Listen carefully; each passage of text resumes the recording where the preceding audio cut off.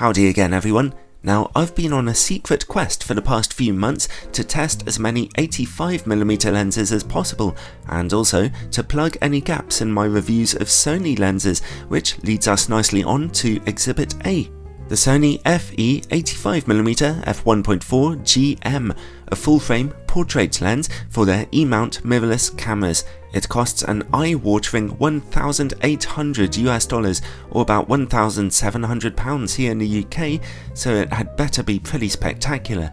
But no matter what its price, it's bound to sell well, as bright aperture 85mm lenses have always been seriously popular. They're perfect for traditional portrait photography, giving deeply out of focus backgrounds and a nice short telephoto perspective.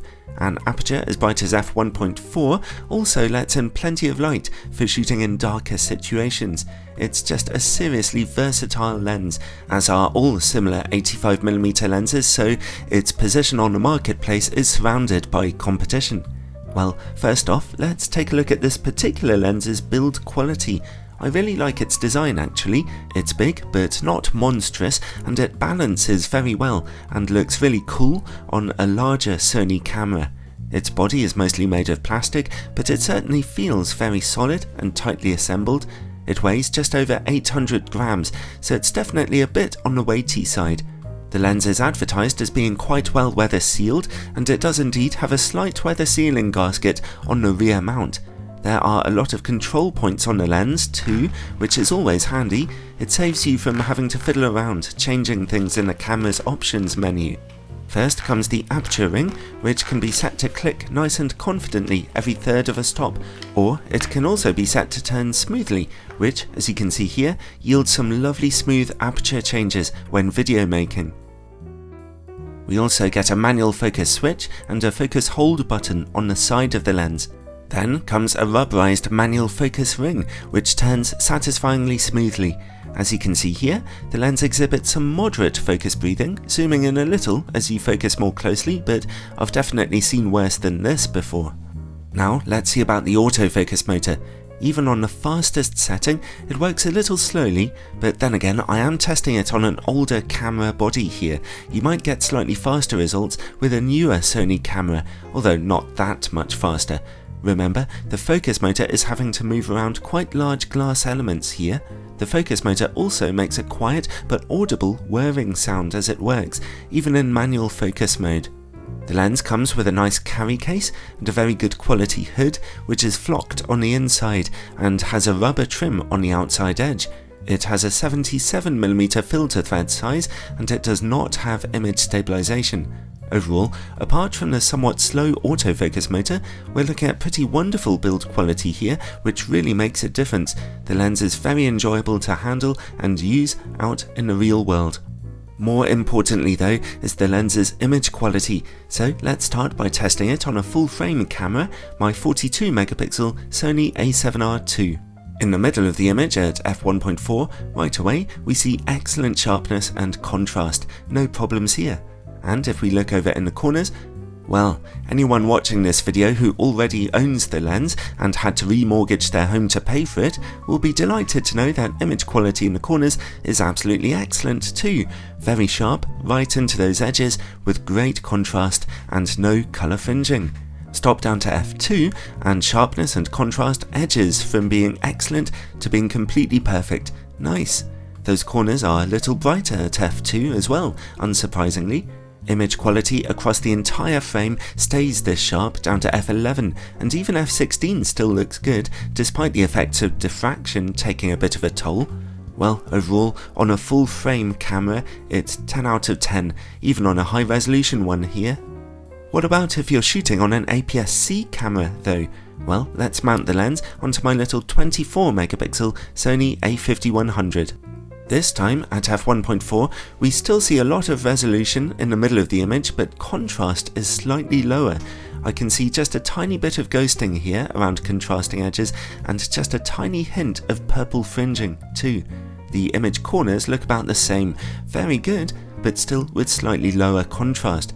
Let's top down to f2. That's better.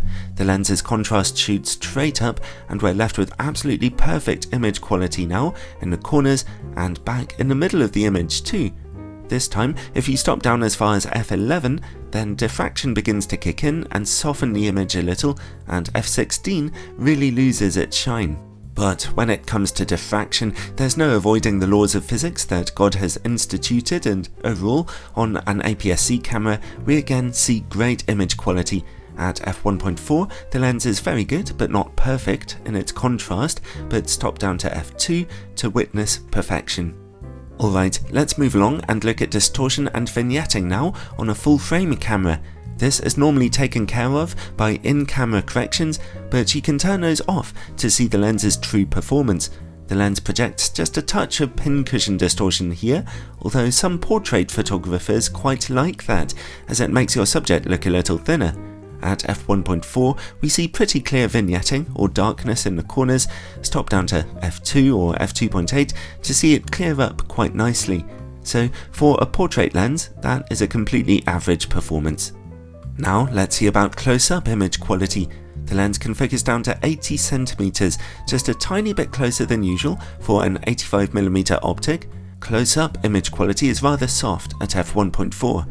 Stop down to f2 for a big improvement, and at f2.8 the close-up image quality is just a little sharper again. Now let's see how the lens works against bright light. It's only an average performance here, with little flashes of flaring popping up at certain angles from bright light, and a bit of a reduction in contrast. You should try and shoot with the lens's hood wherever possible.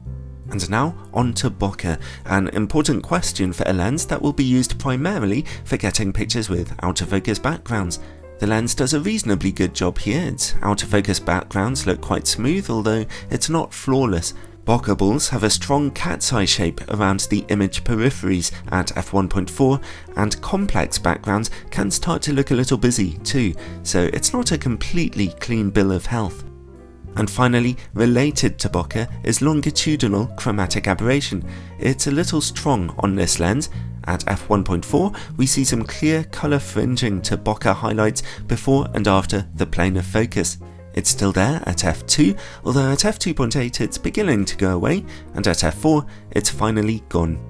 So overall, this lens has great build quality, and the images it produces are incredibly sharp, some of the sharpest I've seen. I've seen slightly nicer quality bokeh than this before, and the lens's image quality is a bit on the average side in one or two other areas too, although none of its problems are serious at all. At this kind of price though, you expect complete perfection, and so I can't quite say that it comes highly recommended, but for anyone whose priority in a portrait lens is deadly sharpness and nice handling, it certainly does come recommended.